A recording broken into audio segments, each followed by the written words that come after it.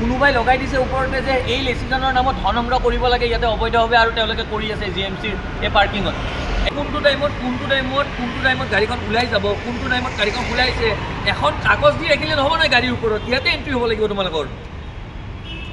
আৰু ইমান দিনে যে তোমালোকে যে পইচা পাতি উঠাই আছা এই বগা নামৰ এই মানুহটো তোমালোকে দি থাকা বগাটো লিচি নহয়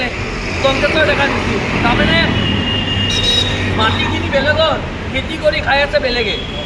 নাই সেইটোৱে এতিয়া বগাই কোৱাতে কৈছে যে আমি কংগ্ৰেছৰ ডেকা ভালদৰে চিনিয়ে নাপায় নেকি এনেকুৱা ধৰণৰ লাগিছে নহ'ব নহয় এতিয়া কেছ এটা ফাইল হ'লে কংগ্ৰেছৰ ডেকাৰ নামতো হ'ব বগাৰ নামতো হ'ব তোমালোকৰ নামতো হ'ব একদম মই কৈ দিলোঁ তোমালোকে এনেকৈ কৰিব নোৱাৰিবা নহয় কেনেকৈ তোমালোকে নীতি নিয়ম অনুসৰি তোমালোকে কৰিব লাগিব কি ইয়াতে নাম এণ্ট্ৰি কৰিব লাগিব কেইটাত ওলাই গৈছে গাড়ী নম্বৰ এণ্ট্ৰি কৰিব লাগিব তোমালোকে সেইবিলাক নকৰে নহয় আজি এখন ৰিচিপ্টতো ইয়াতে এখন ৰিচিপ্টত তোমালোকৰ গাড়ী নম্বৰ নাই এটা মাহত দুটা মাহত মাত্ৰ এই 3খন ৰিচিপ্ট ফালিছা তোমালোকে খুজোতে ইচ্ছা কেইবাৰ খুজিব লগা হৈছে আমি তোমাক ৰিচিপ্ট কিয় বুজি নোপোৱা এইটো দিবলৈ কিকে বুজি পোৱা মানুহবিলাকক এনেকৈ আগুৱাই আকৌ পাৰিছা এইটো আৰে তোমালোকে এতিয়া বহাগ ফোন মাৰা তাত ফোন মাৰা কংগ্ৰেছৰ ডেকাৰ লগত কথা পতা এইটো মাতিব লাগিব কংগ্ৰেছৰ ডেকা এনেকৈ নহ'ব তোমালোকে এই চাওক এতিয়া আমি উপস্থিত আছোঁ আমাৰ গুৱাহাটী মহানগৰীৰ মালিগাঁৱত এই পাৰ্কিঙৰ এটা নমুনা চাওকচোন পাৰ্কিং চিণ্ডিকেটে যে আমাৰ গুৱাহাটী মহানগৰীখনক খুলি খাইছে প্ৰতিটো অঞ্চলত গুৱাহাটী মহানগৰীৰ প্ৰতিটো অঞ্চলত এই পাৰ্কিং চিণ্ডিকেটৰ কিছুমান মানুহে ইয়াতে যে অবৈধভাৱে পাৰ্কিঙৰ ধন সংগ্ৰহ কৰি পেলাই যে এনেকৈ যে নিজৰ বেপাৰখন চলাই আছে তাৰে এটা উদাহৰণ দিবলৈ ওলাইছোঁ চাওক আজি এমাহত মাত্ৰ জিএমচি পাৰ্কিঙৰ এই 3টা নে 4টা পেজ তেওঁলোকে ফালিছে আৰু তেওঁলোকে কাকো এই ৰিচিপ্ট নিদিয়ে এই ৰিচিপ্ট নিদিয়াকৈ তেওঁলোকে এই পাৰ্কিঙৰ ধনবোৰ সংগ্ৰহ কৰে কাৰোবাৰ পৰা ঘণ্টাত 50 টকা কাৰোবাৰ পৰা ঘণ্টাত 100 টকা কাৰোবাৰ পৰা ঘণ্টাত 200 টকা আৰু যদি গোটেই দিন ৰাখে 500ৰ পৰা 1000 টকা পৰ্যন্ত তেওঁলোকে অবৈধভাৱে সংগ্ৰহ কৰে আৰু তেওঁক যেতিয়া আমি সুধিলোঁ যে আপোনালোকে ৰিচিপ্ট নিদিয়াকৈ গাড়ীৰ নম্বৰ কোনো ধৰণৰ এণ্ট্ৰি নকৰে তেওঁলোকে এই চাওকচোন গাড়ীৰ নম্বৰ কত এণ্ট্ৰি নাই গাড়ীৰ নম্বৰ কোনো এণ্ট্ৰি নাই কোনো লেচিৰ নাম নাই কোনো লেচিৰ ফোন নম্বৰ নাই আৰু নোহোৱাকৈ তেওঁলোকে এনেকৈ এখন ৰিচিপ্ট এনেকৈ ছপাইছে আৰু ছপাই কাম কৰি আছে আৰু তেওঁলোকে যেতিয়াই আহিব তেতিয়া গুগল পে' নম্বৰটো এনেকৈ এইটো চাওকচোন এনেকৈ গুগল পে' নম্বৰটো উলিয়াই দিয়ে আৰু গুগল পে'ত দিব লাগে আৰু গাড়ীখনৰ সন্মুখত তেওঁলোকে খালি টাইমটো লিখি থৈ যাব যে ইমান টাইমত গাড়ীখন ইয়াতে সোমাইছিল আৰু যেতিয়া গাড়ীখন ওলাই যাব তেওঁলোকে অহকে বেহকে কাৰোবাৰ পৰা 50 কাৰোবাৰ পৰা 100 কাৰোবাৰ পৰা 200 এনেকৈ ধৰণৰ ধন অবৈধভাৱে তেওঁলোকে সংগ্ৰহ কৰিবলৈ বিচাৰে তাৰ কাৰণে তেওঁলোকে মানুহ চাই ভয় ভাবুকিও দিয়ে মালিক কিয় নাই আজি 2 দিন হৈ গ'ল মালিক কি কাৰণে নাই আৰু তোমালোকে মালিক নোহোৱাকৈ কাৰ নামত জিপে লৈ আছে আৰু তুমি লৈ আছা তোমাৰ নামত জিপে মালিক আহি পেলাই উপস্থিত হোৱা নাই তোমালোকে সেনেকুৱা নহয় যোনে যি টি কাম কৰি থাকিব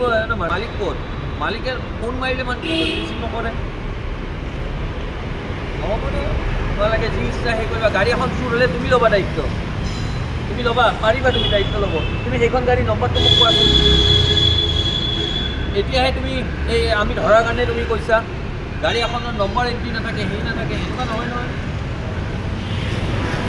গুৱাহাটী মহানগৰীৰ মালিগাঁও স্থিত এই নিজৰ দলৰ এইবিলাক জিএমচি পাৰ্কিংবিলাকত অবৈধভাৱে যোনে পইচা উঠাই আছে আজি কোনো ধৰণৰ অৰ্ডাৰ কপি নোহোৱাকৈ কোনো ধৰণৰ আপোনাৰ ৰিচিপ্ট নিদিয়াকৈ ইয়াতে যোনে যেইভাৱে কোনোবাই 50 টকা লয় ঘণ্টাত কোনোবাই 100 টকা লয় কোনোবাই 200 টকা লয় এনেকৈ পইচা উঠাই আছে আৰু যেতিয়া আমি তেওঁলোকক ৰিচিপ্ট খোজোঁ তেওঁলোকৰ গাড়ীৰ নম্বৰ কোনো ধৰণৰ এণ্ট্ৰি তেওঁলোকে নকৰে সুধা খালি এখন কাগজত লিখি পেলাই টাইমটো লিখি পেলাই 2 ঘণ্টা হৈছে আপুনি 200 টকা দিয়ক এই এনেকুৱা ধৰণৰ মইমতালিৰে অবৈধভাৱে ধন সংগ্ৰহ কৰা এই পাৰ্কিং চিণ্ডিকেটৰ লগত জড়িত মানুহবিলাকক আমি বিচাৰি উলিয়াবৰ নামত এক বৃহৎ চিণ্ডিকেটে আমাক খুলি খাইছে আজি গাড়ী এখন ৰখালে কোনো ধৰণৰ ইয়াতে ছেফটি মেজাৰ্ছ নাই এই ঠাইত কোনো ধৰণৰ CC কেমেৰা নাই কোনো ধৰণৰ লাইটৰ ব্যৱস্থা নাই এনেকৈ এজন মানুহ আহিব গুগল পে'ৰ স্কেনাৰখন দেখাই দিব যাৰ নামত লেচিৰ কোনো ধৰণৰ চাইন নাই লেচিৰ কোনো ধৰণৰ ফোন নম্বৰ নাই কাৰোবাৰ এজনৰ ওপৰত গুগল পে'টো ওলাই দিব দি পেলাই পইচাটো সংগ্ৰহ কৰিব কেনে ভয়ংকৰ ধৰণৰ এই ঘটনা সংঘটিত হৈ আছে চাওকচোন এই গুৱাহাটী মহানগৰীত আজি আমি যেতিয়া ইয়াতে এই ঠাইত উপস্থিত হ'লোঁ তেতিয়া তেওঁলোকে কোনো ধৰণৰ অৰ্ডাৰ কপি দেখাব পৰা নাই আনিম লেচিৰ কোনো ফোন নম্বৰ কোনো ধৰণৰ